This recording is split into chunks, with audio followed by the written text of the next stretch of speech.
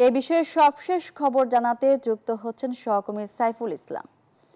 সাইফুল, জাতীয় ঐক্যমত্য কমিশনের সঙ্গে বিএনপির বৈঠক কখন শুরু হয়েছে আর আজ কি কি বিষয় নিয়ে আলোচনা হতে পারে, বিস্তারিত জানাবেন।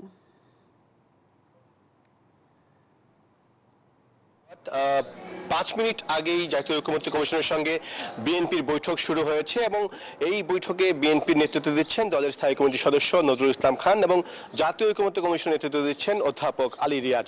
এবং এই বৈঠকের শুরুতেই বিএনপির স্থায়ী কমিটির সদস্য সালাউদ্দিন আহমেদ তিনি বক্তব্য রেখেছেন। তিনি বলেছেন যে বিএনপি সংস্কার করার জন্য ইতিবাচক মনোভাব নিয়ে এই বৈঠকে অংশ নিচ্ছে এবং গত বৃহস্পতিবার বৈঠকে যেসব বিষয়ে আলোচনা হয়েছিল সেসব বিষয় সহ আজকে নতুন বিষয়ে আলোচনা হবে এবং বিএনপি বান্ডেল থাকলে প্রতি সেনমানিতে টাকা বাঁচবে।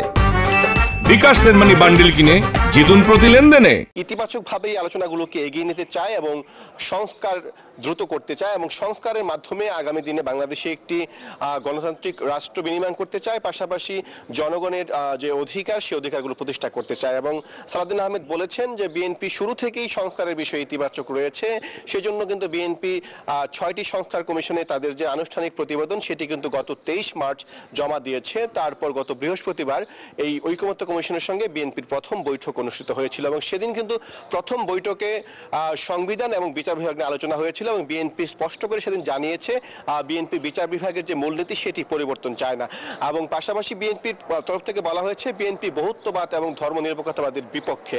বিএনপির তরফ থেকে বলা হয়েছে বিএনপি দ্রুত সময়ে সংস্কারগুলো কিন্তু শেষ করতে চায় যাতে মানুষের মধ্যে সংস্কার নিয়ে যে আকাঙ্ক্ষা রয়েছে সেই আকাঙ্ক্ষা স্থিমিত না হয়ে যায়। তো আমরা এই জাতিসংঘ এলডি হলে রয়েছি, আমরা অপেক্ষা করছি আজকের বৈঠক শেষে বিএনপি এবং জাতীয় ঐক্যমত্য কমিশন তাদের বৈঠকের বিষয়ে কি জানায় সেটি জানার জন্য আমরা অপেক্ষায় রয়েছি। এই ছিল আমার কাছে জাতীয় সংসদের এলডি হল থেকে সর্বশেষ খবর। সাইফুল, আপনাকে ধন্যবাদ।